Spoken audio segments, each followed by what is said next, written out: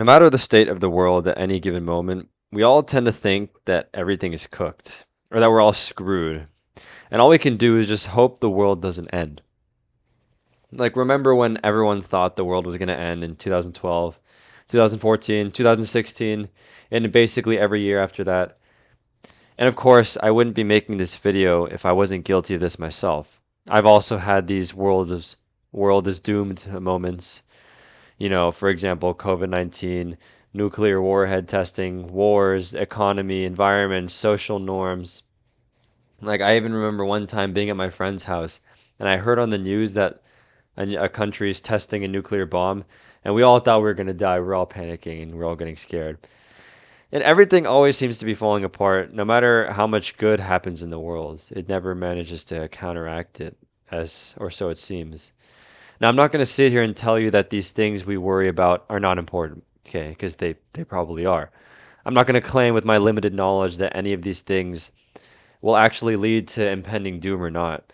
That's not my goal here, and I don't know if I'm qualified enough to even say if those things are or are not going to happen.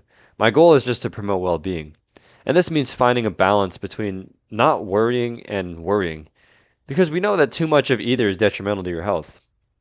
Because even if the world is ending, panicking and living in constant fear isn't going to help, and it's not going to provide you any peace.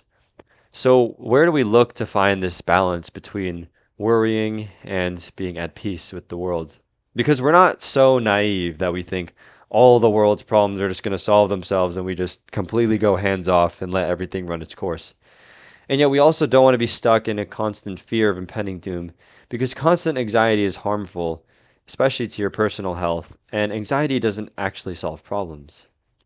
Now, I'm going to share much of my own experience with this because there's so many ways you could look for guidance for drawing peace in your life. And I feel like sharing all of those will just confuse you more than me just sharing my personal experience, which I think can be of value. Because I can speak the most about it as compared to other approaches to staying at peace. So, one of the biggest ways to approach this, as it draws from a little bit of spirituality, is this concept of ησυχία, which is a Greek word that just means silence. So the point is that we're just looking for an internal silence. This is an inner peace that is to remain undisturbed by the chaos of the world, not just in major world conflicts like global wars, but also in your everyday life. What does this look like? I'll describe an example now. Let's say you're driving and someone honks at you from behind. What are your typical reactions? Maybe you'll flip them off. Maybe you'll complain about them. Maybe you'll curse at them or yourself. Or maybe you'll just get angry. Now, all of these reactions that I just listed are examples of letting disturbances of the outside world cloud your conscience and disturb your peace. You could think about why they're honking, and if you don't know, then you don't know, and then you move on. If they're aggressively trying to pass, then let them pass. This is what it means to maintain inner ησυχία or silence. The outside world has no effect on your peace. So instead of getting angry at the person honking at you, just let it be. Because at the end of the day, what are your outcomes? You can get mad at them and then you turn it into something bigger than it needs to be, or you can just ignore it and then you forget about it and you don't get angry, you don't stress out, and you don't worry about it, which I would prefer as an option. So practicing this in daily interactions is obviously the most helpful. And another place I've learned about this is from CS:GO, strangely, from a video game. I've been insulted so many times on the game that the insults don't even mean anything anymore. Right? If someone says I'm garbage or I'm trash at the game, like what I don't care at all. They can't disturb my mood because it's happened so many times I'm used to it that it honestly doesn't even make me laugh because some of the insults they come up with just aren't even creative anymore. And practicing this more and more will only lead to a stronger peace. So the next time you read a scary headline in the news, your first thought is not to panic, it's not to get angry, but just to absorb the information and think about your opinion on the matter. Because panicking and getting anxious about it won't just make the problem go away. Now, another important approach to balancing peace and doom in your life is guarding your thoughts. So what do I mean by that? Well, what are we guarding our thoughts from, for example? Everyone has intrusive thoughts. So let's say you're sitting in the audience of a classical music concert and you think, what if I just scream as loud as I can right now? You probably immediately shut down that idea because it's a terrible idea. But that's an example of guarding your thoughts. You have some sort of intrusive thought, but then you also have some sort of cognitive wall that stops you from doing that because in this case, you know it's going to piss off a lot of people and you probably don't want that to happen. Now, sometimes it's not so simple. There's a stressful exam coming up, stressful interview, stressful date, stressful competition.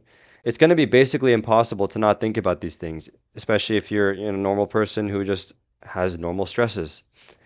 Anyone who's done anything stressful can agree with that. But what you can do is prevent these thoughts from disturbing your peace. And that will actually help you prepare for these things better. The thought about these things will come into your brain naturally. And maybe you'll get a cortisol spike when you think about them. But it can end there. So let's say I think about a stressful exam, but that's it. And then I stop thinking. Don't let the harmful train of thought run free. So when you think of the stressful exam, don't think, oh, there's a stressful exam coming up. Oh, everyone else is complaining about it. Everyone's worried about it. Oh, there's so much to learn. It matters for my grade. It matters for school. I'm going to drop out, blah, blah, blah.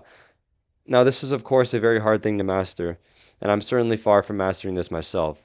But this is important for guarding your mind and soul. You don't have to let harmful thoughts run free in your head. Just don't think about them. Return to reality once you get them and resume what you were doing before. So, again, in this example of thinking about the stressful test coming up, what guarding your thoughts would look like is saying, okay, yes, I know there's a test coming up, and yes, I'm actually studying for it. So, actually, I'm not stressed about it because I'm doing everything I can for it. And it ends there. This is just a glimpse of how you can deflect stressful thoughts, but this is something that is worth practicing. So, if you see on the news, I don't know, country blows up, your first thought is not, oh no, the world's ending, I'm going to die, everyone I know is going to die. It's like, okay, hold on, slow down. Maybe that's true, maybe it's not true, but think about it rationally and don't let the harmful train of thought run free. Just let yourself think about it and then stop there. And so at the end of the day, these are things that just work for me. And I wanted to share them with everyone because we've entered another period where everything just seems to be going wrong. And I want to bring to attention ways that you can prevent these ideas from corrupting your day and ruining your mood. Danger and distress will always exist, but they don't always have to ruin your day. And you can still care about these pressing issues without being anxious or panicking. And that's the key here. Now, as always, stay mindful, and I'll see you all in the next episode.